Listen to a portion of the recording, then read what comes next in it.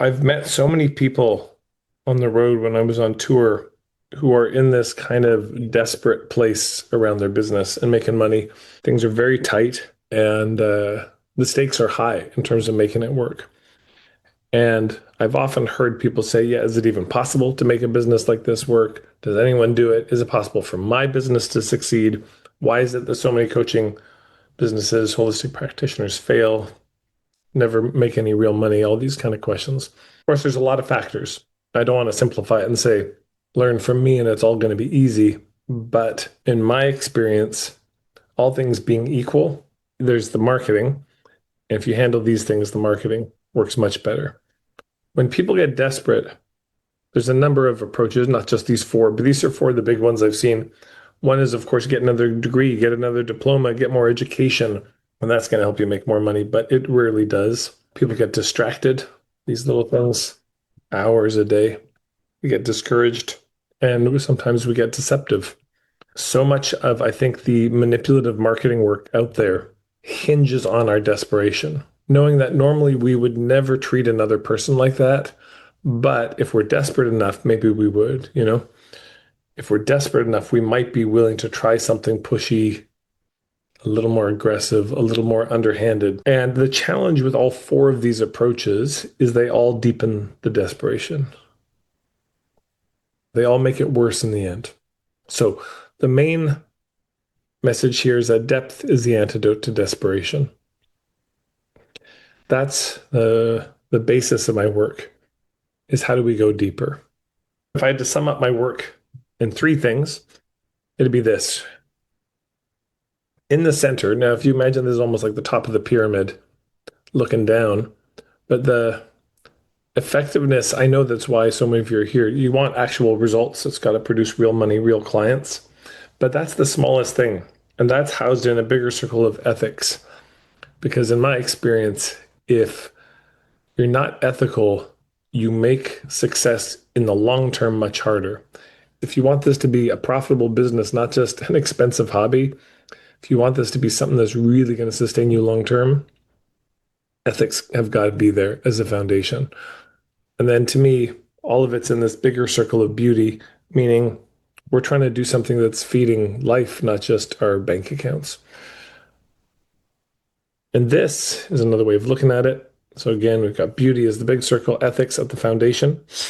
But then effectiveness gets broken into these six parts. And so I'll just kind of very, very quickly go over these.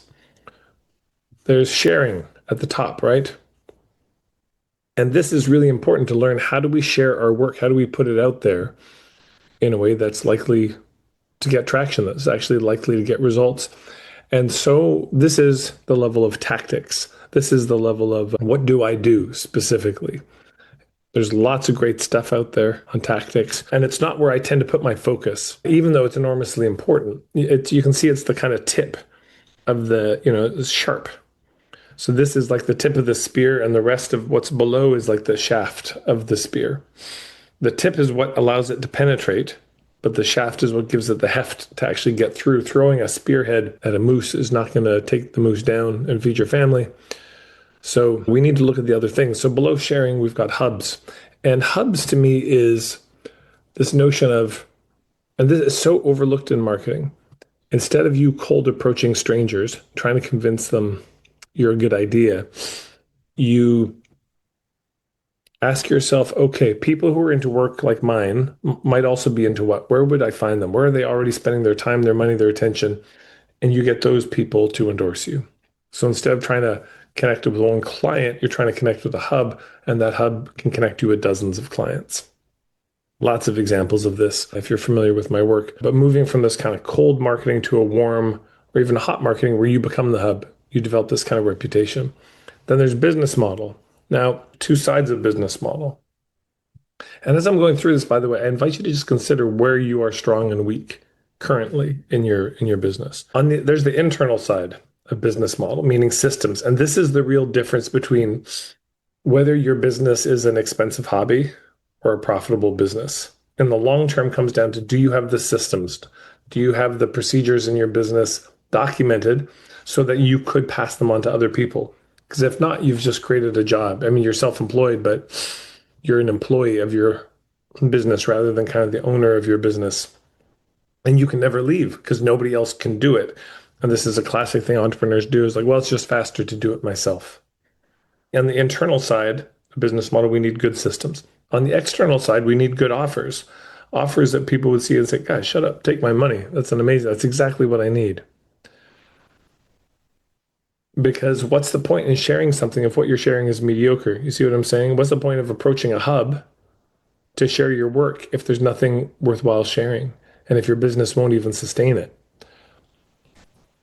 But that's not the most important thing. Because under that is point of view. Point of view is a huge piece of my work and something I'll continue to deepen into over the years. Point of view marketing means instead of our marketing being all about making the case for people to hire us, marketing is about making the case for an approach to the work. The idea that if they don't buy the concept, they're not going to buy the course. Or if they do buy the course, you're in trouble because there may not be enough alignment.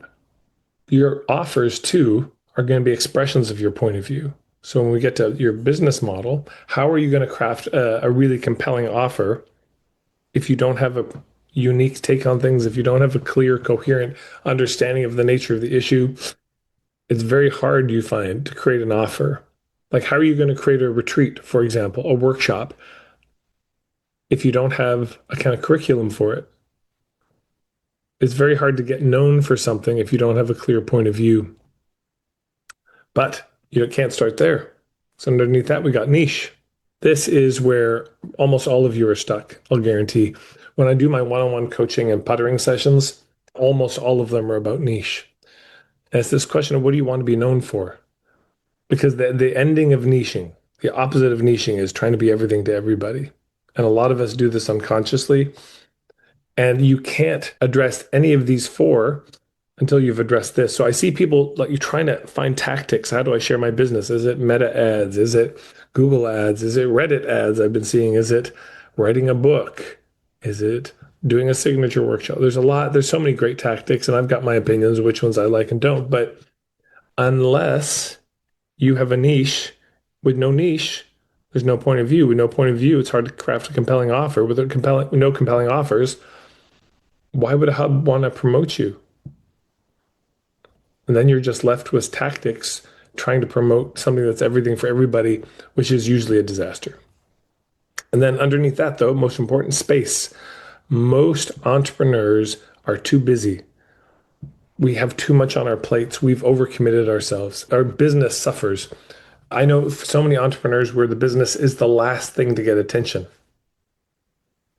Kids' soccer games, that volunteer commitment, this thing gets more time than their business does. So we need to really throw some elbows and carve out some space. It's interesting. A lot of people come to me with niche being the issue, but I think a good chunk of those people, it's actually they don't have enough space. This is one of the things that really underwrites all the desperation, yeah? Because if you don't have enough space, there's that panic that sets in. So the base of all the effectiveness here, and all of these are about effectiveness, is space. Having enough room in your life to handle your business. And of course, under that, we've got ethics. So that's a very short version of my 7 fundamentals. And going deeper into all of those is the antidote. To whatever desperation you have, that's my suggestion.